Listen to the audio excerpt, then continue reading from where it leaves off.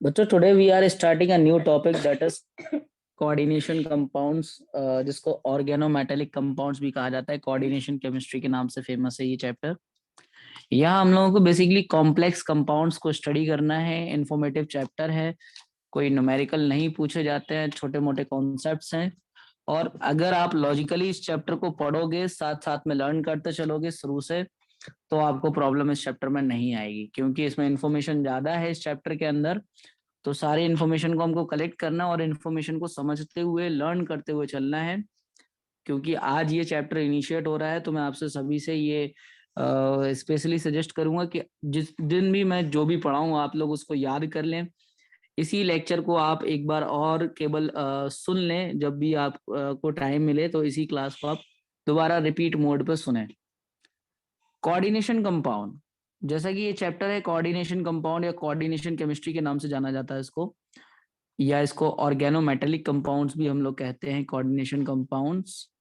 और इसको हम लोग कहते हैं ऑर्गेनोमेटेलिक कंपाउंड, और this is called organometallic compound के नाम से ये जाना जाता है, ऑर्गेनोमेटेलिक कंपाउंड्स। तो ये जो चैप्टर है कोऑर्डिनेशन या ऑर्गेनोमेटेलिक कंपाउंड, इसमें हम लोग पहले तो बेसिक टर्म्स टर्मिनोलॉजी समझ लेते हैं कि इसमें कौन कौन से ऐसे टॉपिक्स हैं जो हमको समझना है। तो पहला हमारे पास है दैट इज मॉलिक्यूलर और एडिशन कंपाउंड। मॉलिक्यूलर और एडिशन कंपाउंड, ये क्या कंपाउंड होते हैं मॉलिक्यूलर और एडिशन कंपाउंड? तो मॉलिक्यूलर कंपाउंड कहा जाए या एडिशन कंपाउंड कहा जाए, बेसिकली अगर कोई दो मॉलिक्यूल आपस में मिल करके एक नया सब्सटेंस फॉर्म कर ले, या दो से ज्यादा, ठीक है। तो व्हेन टू और more than two molecule are connected together without without a reaction, when two or more than two molecule join molecule join, तो इनको हम लोग बोलते क्या है, हम लोग इनको बोलते हैं एडिशन कंपाउंड। जैसे for example if we have KCl MgCl2, ये हमारे पास सब्सटेंस है, साथ में हम लोगों ने वाटर लिया, तो ये जब ये कनेक्ट हो जाए हो करके कार्नेलाइट टाइप का सब्सटेंस बना दे, like KCl MgCl2 dot 6H2, तो इसको हम लोग बोलेंगे कार्नेलाइट। तो ये जो सब्सटेंस बना है कार्नेलाइट, तो इसमें क्या हुआ है, तीन तीन मॉलिक्यूल्स आपस में जाकर के जुड़ गए, पोटेशियम क्लोराइड, मैग्नीशियम क्लोराइड और वाटर, ये सारे आपस में जुड़ भी गए। और अगर आप इसको एवोपरेट करोगे तो ये तीनों के तीनों अलग भी हो जाएंगे। तो इनकी एक स्पेशल क्वालिटी ये भी होती है कि एवोपरेट करने पे ये अलग अलग हो जाते हैं। अब इसमें हमें कुछ और, जैसे मैं बात करूं, इसमें हमें समझना होता है कि डबल सॉल्ट क्या होते हैं। डबल सॉल्ट कह लो, डबल सॉल्ट भी आप कह सकते हो, इनको लैटिस कंपाउंड के नाम से भी जाना जाता है, डबल सॉल्ट और लैटिस कंपाउंड। तो डबल सॉल्ट और लैटिस कंपाउंड किस तरह के कंपाउंड है, बेसिकली दोज कंपाउंड जो ब्रेक करने पे सिंपल आयन प्रोवाइड करते हैं, ठीक है। तो on breaking they form a simple ion, on breaking they form simple ion, they form simple ion, simple parts में ये ब्रेक हो जाए। जैसे फॉर एग्जांपल हम इसी को ले लें, कार्नेलाइट को। तो कार्नेलाइट है क्या हमारे पास, KCl MgCl2 डॉट 6H2, ये था। आपने इसको ब्रेक किया, ब्रेक करने पे ये पोटेशियम के आयन या 3 क्लोराइड आयन में, और साथ में ये मैग्नीशियम प्लस आयन में, और साथ में ये वाटर में, इस तरह से ब्रेक हो गया। तो इसको हम लोग कहेंगे कि ये जो है बन जाएगा, एक फाइनल प्रोडक्ट बन जाएगा, मतलब ये आयंस में ब्रेक हो गया सिंपल आयंस में। तो ये सब्सटेंस जो है, इसी सब्सटेंस को हम लोग बोलेंगे कि ये डबल सॉल्ट और लैटिस कंपाउंड। बेसिकली मॉलिक्यूलर या एडिशन कंपाउंड जो है वो दो कैटेगरी में डिवाइड किए जाते हैं। एक ऐसी कैटेगरी जिसको ब्रेक करने पे वो सिंपल पार्ट में टूटे, बट कभी कभी क्या होता है कि ये जो एडिशन कंपाउंड होते हैं, जब ये जुड़ जाते हैं, जब इनको ब्रेक किया जाता है, तो ये कुछ इस तरह के आयन देते हैं जो सिंपल नहीं होते, सिंपल आयन का फॉर्मेशन नहीं करते हैं। उनको हम लोग बोलते हैं कि दीज आर कॉम्प्लेक्स कंपाउंड, जिनको हमें चैप्टर के अंदर स्टडी करना है। तो मॉलिक्यूलर एडिशन कंपाउंड क्या है, ऐसे compound, those compound which are joint together and made a new compound, only joint, वो केमिकली रिएक्ट नहीं कर रहे हैं, ओनली कनेक्ट हुए एक दूसरे से, जुड़ गए हैं। एवोपरेट करने पर तुरंत KCl MgCl2 6H2 अलग हो जाएगा। और अगर आप उसको ब्रेक करने की कोशिश करोगे तो वो सिंपल अगर आयन में चला जाए, अगर सिंपल आयन में जा रहा है तो डबल सॉल्ट या लैटिस कहोगे, और अगर सिंपल में नहीं जा रहा है तो फिर हम लोग उसको कोऑर्डिनेशन या कॉम्प्लेक्स कंपाउंड के नाम से जानेंगे। तो take the screenshot of this page. मैं नेक्स्ट पेज पे आपको समझा रहा हूँ what is the meaning of coordination और कॉम्प्लेक्स कंपाउंड।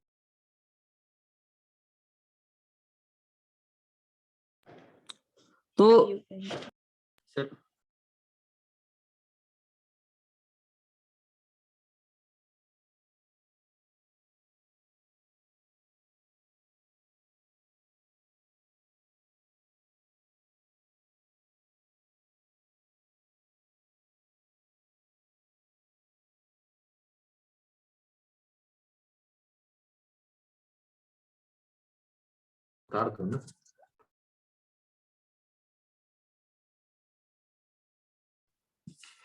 देखो कोऑर्डिनेशन और कॉम्प्लेक्स कंपाउंड, अगर हम बात करें कि what is the meaning of coordination या कॉम्प्लेक्स कंपाउंड्स की, तो coordination and complex compound, what is coordination and complex compound? Basically those compounds which gives complex ion or on breaking, which gives complex ion, which gives complex ion on breaking, उसको हम लोग बोलते हैं coordination compound या complex compound. ठीक है, जैसे for example if we write if we take FeCN whole twice, ये हमारे पास आयरन साइनाइड था और आपने इसको रिएक्ट कराया पोटेशियम साइनाइड से, ये आपस में जुड़ गया, ये जुड़ा, it is like FeCN whole twice और .4 KCN इस तरह से जुड़ा। बट अब आपने सोचा कि चलो अगर इसको ब्रेक किया जाए तो व्हाट विल हैपन, आपके दिमाग में ये चल रहा होगा कि FeCN होल ट्वाइस है, जब इसको ब्रेक किया गया होगा तो इसने आयरन का एक आयन दिया होगा, साइनाइड का इसने एक आयन दिया होगा, जो हमारे पास KCN है, जब KCN को ब्रेक करेंगे तो वो K प्लस और Cn नेगेटिव। बेसिकली ये क्या होगा, सिंपल आयन होगा, ये तो क्या होगा, सिंपल आयन जो ये नहीं देता, ये सिंपल आयन नहीं देता। जब इसको ब्रेक किया गया, इसको ब्रेक किया गया तो ये ऐसे टूटा 4K प्लस और साथ में इसने FeCN एक कॉम्प्लेक्स आयन दे दिया, FeCN होल 6 पे -4। तो these are complex ion, it means in reality ये कंपाउंड रहा कैसा होगा, ये जो रहा होगा ये it was like this K4 FeCN whole 6, ये कुछ इस तरह से जुड़ा, K4 FeCN होल 6 कुछ इस फॉर्मेट में, तभी तो ये इस तरह से ब्रेक हो रहा है। तो ऐसे those compounds which gives a complex ion on the breaking, ये जो पार्ट है ये हमारे पास, जैसे मैं अब इसमें कहूं कि ये पार्ट क्या है, आप कहोगे it is the simple ion, ये तो सिंपल आयन दिया हमको। बट ये वाला जो पार्ट है जो FeCN होल 6 इस पे जो -4 लिखा हुआ है, this part is called complex ion, complex ion, ये वाला पार्ट कॉल्ड कॉम्प्लेक्स आयन। तो हमको ये याद रखना पड़ेगा कि those compound which gives complex ion on breaking, those are known as complex compound और कोऑर्डिनेशन कंपाउंड। तो यही इस पार्ट को ही हमको इस पूरे चैप्टर के अंदर स्टडी करना है। काफी लेंदी चैप्टर है बट थियोरेटिकल चैप्टर है, अगर आप डेली डेली ये सब चीजों को याद करोगे, नहीं तो क्या होगा कि लास्ट में आप बहुत ज्यादा प्रॉब्लम में आ जाओगे कौन से टर्म को क्या बोलते थे, क्योंकि टर्मिनोलॉजी यहाँ बहुत ज्यादा पूछी जाती है, टाइप्स पूछे जाते हैं, एग्जाम्पल्स पूछे जाते हैं, जो भी आप आगे पढ़ने वाले हो काफी सारे, तो इनको आप डेली डेली याद करते चलना। मुद्दे की बात यही है कि अगर जिस दिन याद करना भूले उसके दिन अगले दिन आपको चैप्टर हो सकता है समझ में भी ना आए, क्योंकि कई जगह आपको चीज याद रखना पड़ेगी, याद नहीं तो चैप्टर नहीं, ये चैप्टर का ये सिंपल सा रूल है। तो आप डेली याद करोगे और बिफोर स्टार्टिंग द क्लास मैं रिकॉर्ड करने से पहले सबसे ये चैप्टर थोड़ा सुनूंगा अभी, तो आप लोग अपनी पूरी ईमानदारी से सुनाइएगा, नहीं तो नोटबुक सामने रख के बैठ जाओ, फिर कहो सर पूछ लो जो भी आपको पूछना है, गूगल भी आप कहीं से भी पूछ लो सर पूरी केमिस्ट्री से, तो वो भी आप कर सकते हो। चलो take the screenshot of this page. Now I am starting the classification of coordination compound. और कोऑर्डिनेशन कंपाउंड का क्लासिफिकेशन हम लोग अलग अलग केसेस में अलग अलग तरीके से पढ़ेंगे। इट मींस कि on the basis of what, ये किस बेसिस पे क्लासिफाई किए जा रहे हैं वो हमको समझना होगा। जैसे अगर मैं इसकी क्लासिफिकेशन की बात करें तो ब्रॉडली हम लोग यहाँ पे क्लासिफिकेशन को स्टडी करते हैं, classification of complex compound, classification of complex compound. तो यहां मैं इसको 4 केसेस में आपको बताऊंगा कि कितने हमारे पास टाइप के ये कॉम्प्लेक्स कंपाउंड होते हैं। तो केस नंबर फर्स्ट मतलब ऐसी सिचुएशन जिसके बेसिस पे मैं बोल रहा हूँ कि ये हमारे पास कोऑर्डिनेशन कंपाउंड होते हैं। तो on the basis of ion, ion का फॉर्मेशन किस तरह का ये कर रहे हैं, on the basis of ion formation, ये हमारे पास जो है 4 तरह के होते हैं। जैसे फॉर एग्जाम्पल अगर मैं पहला कहूं तो हमारे पास पहली सिचुएशन हो सकती है कि कॉम्प्लेक्स वाला पार्ट जो है, कॉम्प्लेक्स वाला पार्ट हमारे पास एनायन हो जाए, कॉम्प्लेक्स वाला पार्ट एनायन हो जाए एंड सिंपल तरह का आयन बने, सिंपल तरह का आयन बने। तो एक तरीके तो ये हो गया, जैसे for example if we take K4Fe simple में जो है आयन नहीं कैटायन वर्ड यूज करूंगा, कैटायन। तो जैसे फॉर एग्जांपल मैं यही जो अभी एग्जांपल यूज किया है K4FeCN6, अभी इनकी नेमिंग भी सीखेंगे। मैं नेमिंग नहीं बोल रहा हूँ, पोटेशियम फेरोसाइनाइड ये सब नहीं बोल रहा हूँ, क्योंकि नेमिंग का तरीका अपन जब पढ़ लेंगे तो फिर सभी कंपाउंड्स की नेमिंग आपको इजीली समझ में आने लगेगी। तो ये इसमें पोटेशियम वाला पार्ट हमको जो दे रहा है पोटेशियम ये, और साथ में FeCN6 इस तरह का ये सब्सटेंस बना रहा है। तो इसमें याद रखिएगा कि ये सिंपल कैटायन दे रहा है, सिंपल कैटायन दे रहा है, और एनायन वाला जो इसने पार्ट दिया है वो हमारे पास कॉम्प्लेक्स के फॉर्म में दिया है। तो पहला ये हो गया। अब दूसरा आपके मन में तुरंत आएगा सर इसका उल्टा भी पॉसिबल है कि कॉम्प्लेक्स कैटायन वाला पार्ट हो जाए, कॉम्प्लेक्स कैटायन हो जाए और साथ में सिंपल जो है वो एनायन हो जाए। ये भी पॉसिबिलिटी है कि सिंपल एनायन हो जाए। तो अगर कॉम्प्लेक्स कैटायन और सिंपल एनायन वाला मैं बात करूं इसके एग्जांपल की, तो मैं कह सकता हूं यहाँ पर CuNH3 होल 4, CuNH3 होल 4 साथ में SO4। तो इस सब्सटेंस को जब आप ब्रेक करोगे तो it will break like this, साथ ये कुछ इस तरह से ब्रेक करेगा CuNH3 होल 4 और इसके ऊपर +2 साथ में SO4 पे -2। तो इसने जो हमको ब्रेक करने पे ये हमको दिया है, ये हमको क्या दिया है, इसने हमको दिया है कॉम्प्लेक्स तरह का कैटायन, मतलब कैटायन जो प्लस वाला पार्ट है वो कॉम्प्लेक्स बन गया और एनायन जो है वो सिंपल हो गया। अब आप कह रहे होगे सर ऐसी भी पॉसिबिलिटी है कि दोनों के दोनों जो पार्ट हैं वो कॉम्प्लेक्स सिचुएशन में आ जाए, एक कॉम्प्लेक्स एक सिंपल, एक कॉम्प्लेक्स दूसरा सिंपल।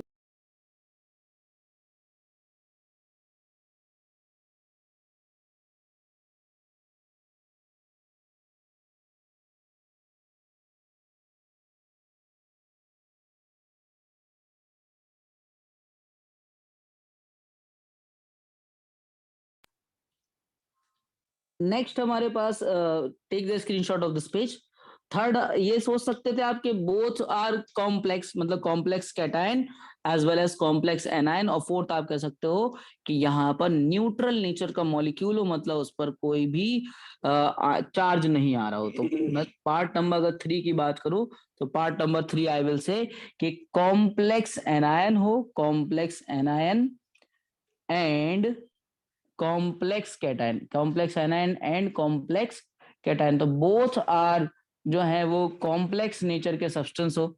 जैसे for example if I take CONH3 whole 6, और ये रुको गलत ब्रैकेट में डाल दिया इसको, NH3 को, ये स्मॉल ब्रैकेट में आता है CONH3 होल 6, और साथ में ये हमारे पास बना CrC2O4 होल थ्राइस, ये इसमें कन्वर्ट हो गया, ये कन्वर्ट हो गया हमारे पास CONH3 होल 6 और इसके ऊपर +3 साथ में CrC2O4, और इसने ये जो वाला जो पार्ट बनाया ये एनायन बना दिया।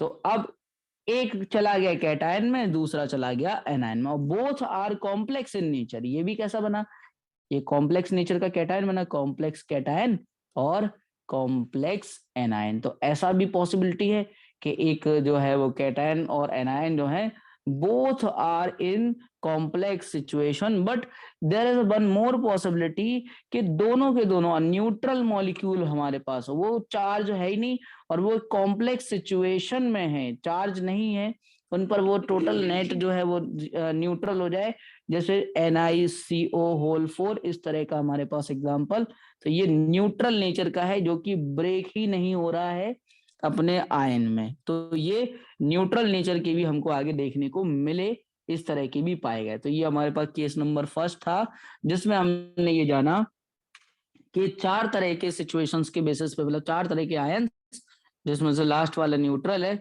अगर कॉम्प्लेक्स कैटायन हो जाए तो साथ में सिंपल आयन हो जाए, सिंपल एनायन हो जाए, या कॉम्प्लेक्स एनायन हो जाए तो कॉम्प्लेक्स जो है वो कैटायन हो जाए। तो ये अलग अलग पॉसिबिलिटीज जो भी हैं उसके बेसिस पे हम लोगों ने 4 तरीके से इसको कैटेगराइज किया। अब हम लोग ये देख रहे हैं कि उसकी स्टेबिलिटी के बेसिस पे, तो स्टेबिलिटी जो हमारे पास जो बहुत ज्यादा ब्रेक हो, जैसे for example if you took around 100 molecule, for example if you took 100 molecules, आपने उसको ब्रेक किया, उसमें से केवल 20 ब्रेक हो पाए, और आपने दूसरा मॉलिक्यूल लिया, उसने आपने 100 मॉलिक्यूल अगेन लिए बट उसके 80 मॉलिक्यूल्स जो है वो ब्रेक हो गए। तो ऑन दिस बेसिस जो है हम लोग बोलते हैं परफेक्ट और इम्परफेक्ट नेचर के। परफेक्ट होगा या इम्परफेक्ट होगा, परफेक्ट का मतलब जो बहुत कम डिसोसिएट हो, और एक हमारे पास होगा इम्परफेक्ट जो ज्यादा से ज्यादा डिसोसिएट हो। तो उनको case number 2 on the basis of stability में बता रहा हूं। तो take the screenshot of this page and look at here. Case number 2, case number 2 मतलब इसी में हम लोग क्लासिफिकेशन ही पढ़ रहे हैं। तो ये कॉम्प्लेक्स कंपाउंड का classification on the basis of stability, on the basis of stability. तो on the basis of stability ये जो है वो हमारे पास अलग अलग तरह के नेचर के हो सकते हैं। जैसे मैं यहाँ पे बात करूं, पहला जो केस बनता है वो कहलाता है हमारे पास परफेक्ट, जिसको कई लोग परफेक्ट भी कहते हैं, और इसको पेनिट्रेटिंग कॉम्प्लेक्स भी कहा जाता है। पेनिट्रेटिंग परफेक्ट और penetrating complex, those complex which are feebly dissociated, feebly मतलब ज्यादा से ज्यादा डिसोसिएट नहीं हो सकते, ठीक है। तो those compound which are feebly dissociated, ये वर्ड आपको याद रखना है कि जो कम से कम टूट पाए उनको हम लोग कहते हैं परफेक्ट और पेनिट्रेटिंग कॉम्प्लेक्स। जैसे for example if we took K3FeCN whole 6, इस तरह का हम लोगों ने सब्सटेंस लिया और it is breaking into like this 3K plus और FeCN होल 6, इस तरह का एक सब्सटेंस लिया। ये जो ब्रेक हो रहा है, ये ब्रेक तो हो रहा है आयंस में, बट मालूम पड़ा कि you took around 1 crore molecule, और उसमें से ये जो है ये केवल और केवल हमको दे रहा है अराउंड 1000 मॉलिक्यूल ब्रेक जो हो रहे हैं, बाकी एज इट इज पड़े रहे। तो जहां डिसोसिएशन बहुत वीक हो जाए तो उनको फीबली डिसोसिएटेड सब्सटेंस को हम लोग कहेंगे दे आर परफेक्ट और पेनिट्रेटिंग कॉम्प्लेक्स। तो इसका जस्ट उल्टा भी पॉसिबल है, जो ज्यादा से ज्यादा ब्रेक हो पाए। मतलब मैं एक एग्जांपल इसलिए लिख दे रहा क्योंकि डेफिनेशन अगर आपसे बोर्ड लेवल पे पूछ ली गई तो फिर आप वहां डेफिनेशन यही आपको लिखना पड़ेगा कि those complexes which are feebly dissociated और they are stable in nature, they are more stable. पर जो ज्यादा से ज्यादा नहीं टूट पा रहे उनकी स्टेबिलिटी ज्यादा होगी, और जो हमारे पास ज्यादा टूट जा रहे हैं तो उनकी स्टेबिलिटी कम है। तो लेस स्टेबल आप यहाँ कह सकते हो कि दे आर मोर स्टेबल। अगर मैं इसमें नेचर की बात करूं कि ये मोर स्टेबल है, भाई मोर स्टेबल है तभी तो टूटना नहीं चाह रहे हैं। आपने 1 करोड़ ली, केवल 1000 ही टूटे, और आपने एक दूसरी सिचुएशन ली कि आपने लिए 1 करोड़ और उसमें से 80 लाख टूट गए।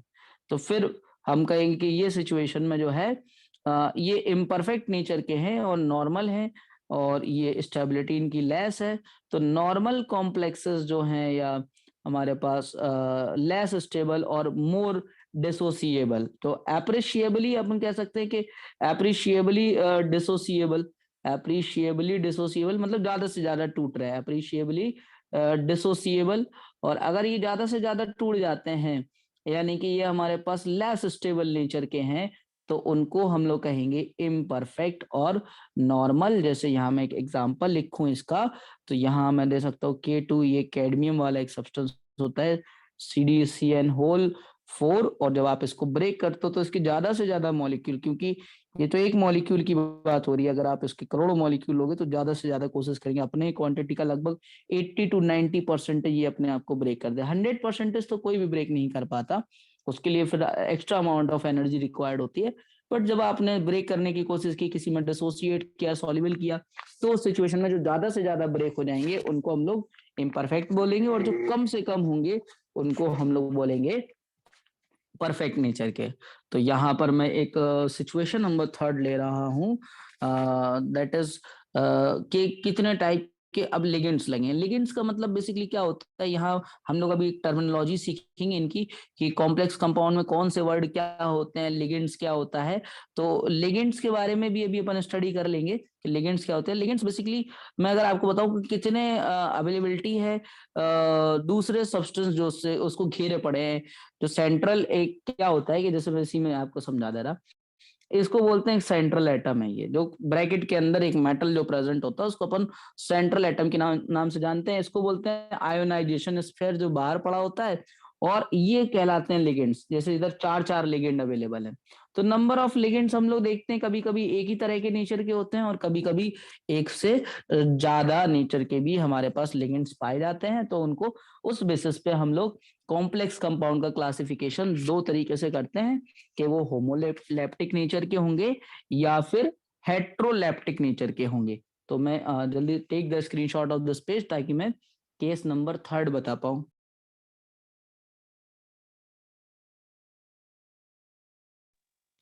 सर पेज 4 का भी लेना है। ओके,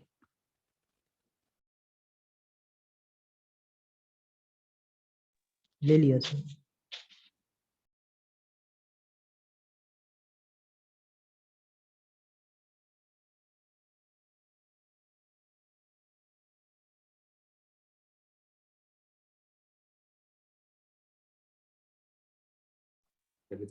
नेक्स्ट देखो।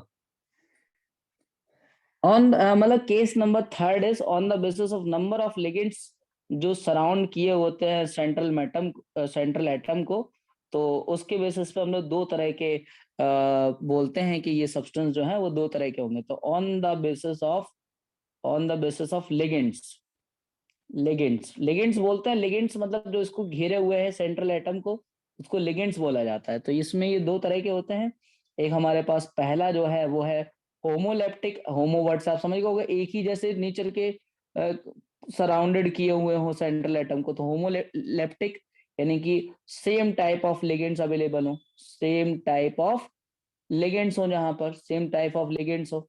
मैं सिंपल वर्ड्स में इसलिए छोड़ दे रहा हूँ डेफिनेशन को, बाकी आप अपने मन से, मैं ये नहीं लिखूंगा कि those compound which have same type of ligands are known as homoleptic. अब आप क्लास 12th में हो तो ऐसे बच्चों जैसी हरकतें बार बार नहीं करना है हमको।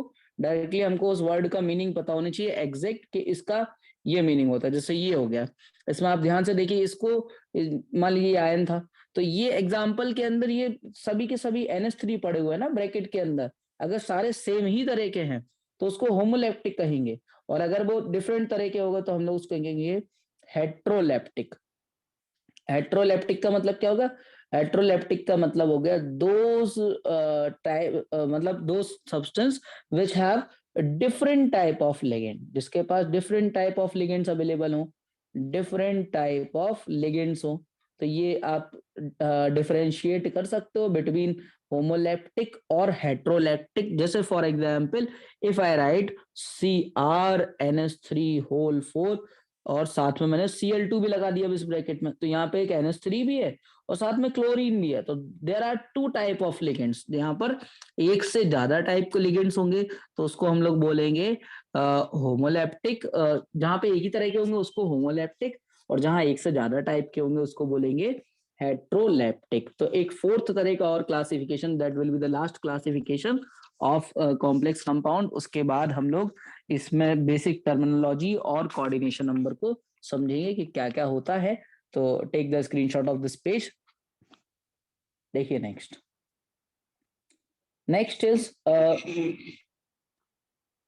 हमारे पास जो है वो है केस नंबर 4, जिसमें हम लोग कह रहे हैं कि यहाँ पर जो है कितने तरह के मेटल प्रेजेंट है। मतलब जो सेंट्रल मेटल होता है ना, on the basis of central metal atom, on the basis of, अभी अभी आपने लिगेंड्स के बेसिस पे देखा, जैसे यहाँ पर ओनली क्रोमियम था, यहाँ क्रोमियम अकेला था।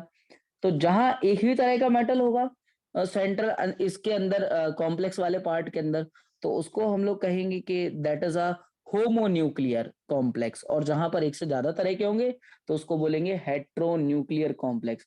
तो on the basis of central central metal atom, on the basis of central metal atom. तो ये भी दो तरह के हमारे पास हो सकते हैं। जैसे इसमें सिचुएशन नंबर 1 हम लोग कह सकते हैं होमोन्यूक्लियर, यानी one type of central atom are there. Homonuclear complex, homonuclear complex कौन से कॉम्प्लेक्स हैं? Those complex which have only one type of metal atom। तो only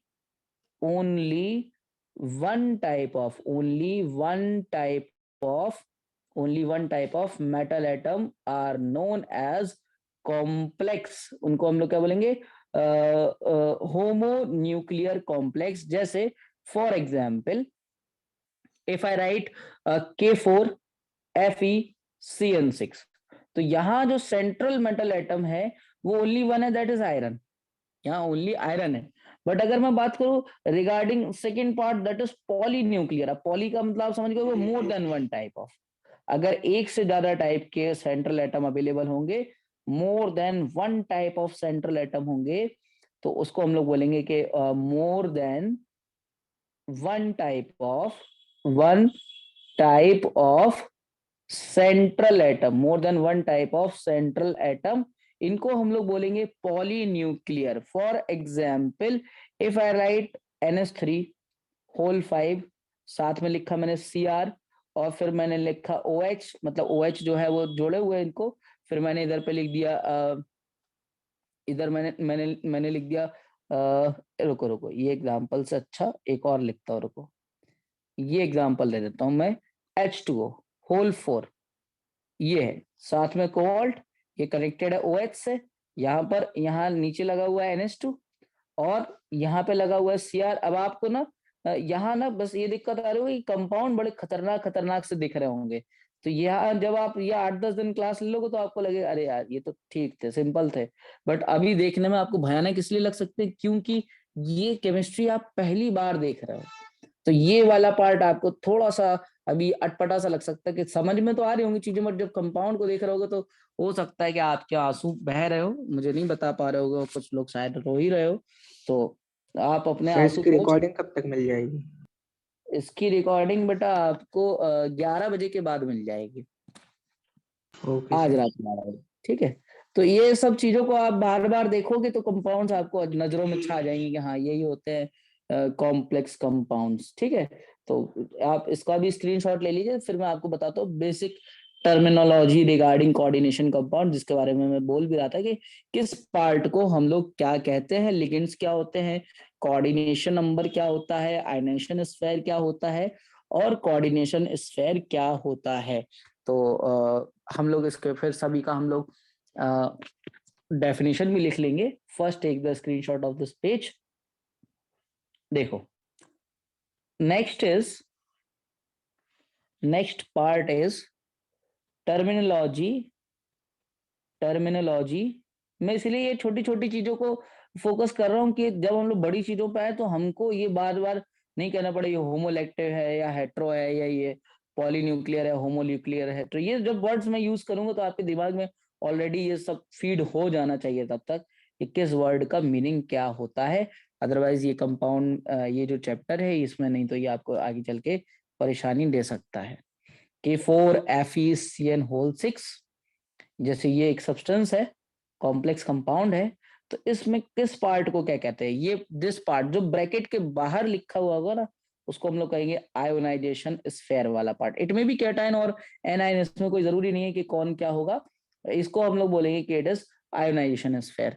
इसके अलावा जो सेंटर वाला जो इसके मतलब ब्रैकेट के अंदर वाला जो पार्ट होगा वो कहलाएगा, उसके अंदर जो मेटल होगा that is central metal atom, और इट में भी इन फॉर्म ऑफ आयन। इसके अलावा ये जो लिगेंड्स कहलाएंगे, ये जो उससे कनेक्टेड होंगे, जो उसको सराउंडेड कर रहे होंगे, इसको हम लोग कहेंगे कि दीज आर लिगेंड्स। जैसे CN जो है वो क्या है?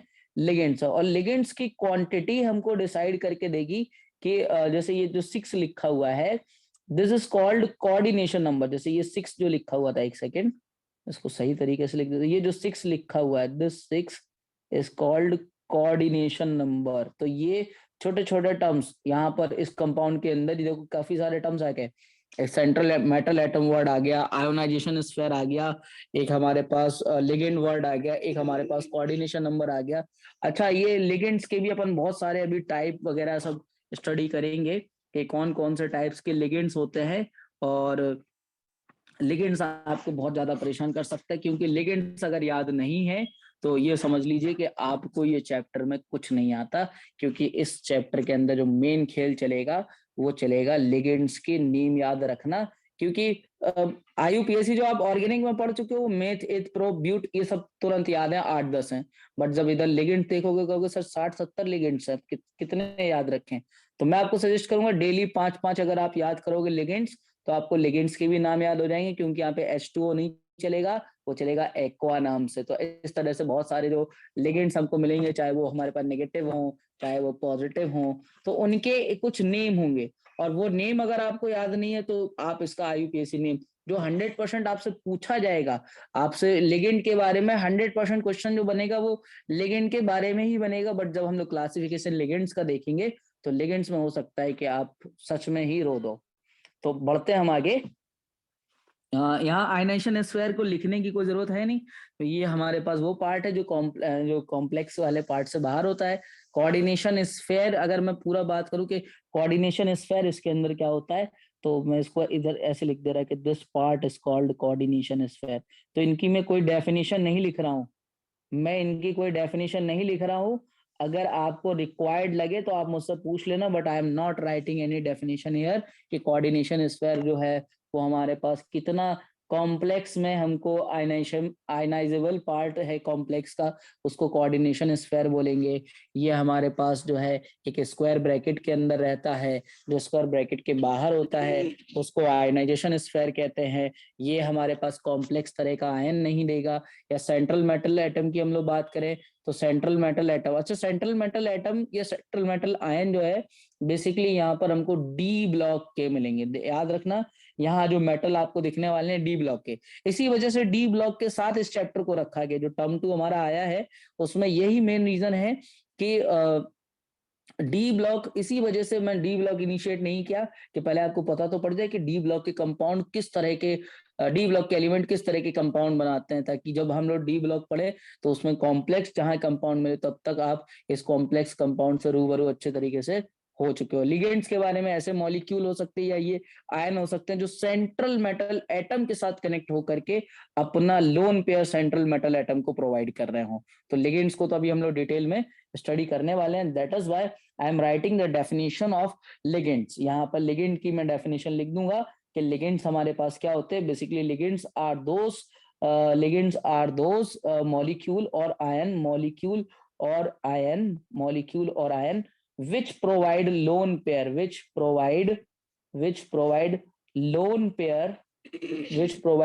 pair to central metal atom CMA, central metal atom, और CMI सेंट्रल मेटल आयन भी मैं इसको कह सकता हूँ, सेंट्रल मेटल एटम। अब मैं बार बार इस वर्ड को ना लिख के मैं CMA लिखूंगा, इसलिए मैं शॉर्टकट अभी लिख दे रहा इसका।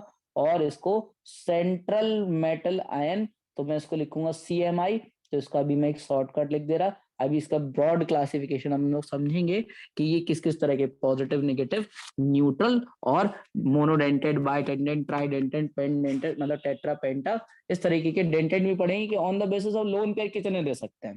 भाई एक ही दे पा रहा हो, दो दे पा रहा हो, तीन दे पा रहा हो, ये कैपेबिलिटीज के अकॉर्डिंग हम लोग अभी नेक्स्ट वाले लेक्चर के अंदर इसको पढ़ेंगे। Now I am starting the coordination number. What is the meaning of coordination number? अभी मैंने यहाँ लिखा कि कोई, जैसे यहाँ पे ये कितने हैं, 6 साइनाइड पड़े। अब 6 में से क्या सारे 6 के 6 जो है वो प्रोवाइड कर रहे हैं अपना लोन पेयर आयरन को? अगर कर रहे हैं तो फिर इसका मतलब, अगर बॉन्डिंग बना रहे हैं तो फिर वो कहलाएगा कोऑर्डिनेशन नंबर। अगर 6 में से 5 ही कर पा रहे होते तो हम लोग कह देते केवल 5 है। हो सकता है एक से ज्यादा टाइप के पढ़ो।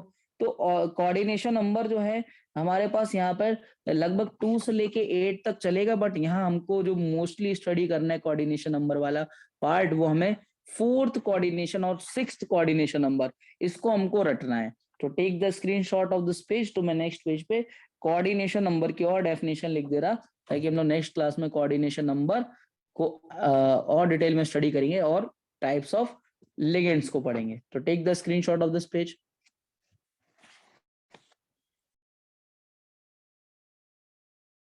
Yes sir. देखो, तो कोऑर्डिनेशन नंबर की डेफिनेशन थोड़ा सा ढंग से लिख रहा हूं। देखो, कोऑर्डिनेशन नंबर की डेफिनेशन हमसे पूछी भी जा सकती है। तो कोऑर्डिनेशन नंबर ये बेसिकली हमारे पास है total number of lone pair, total number of lone pair of electrons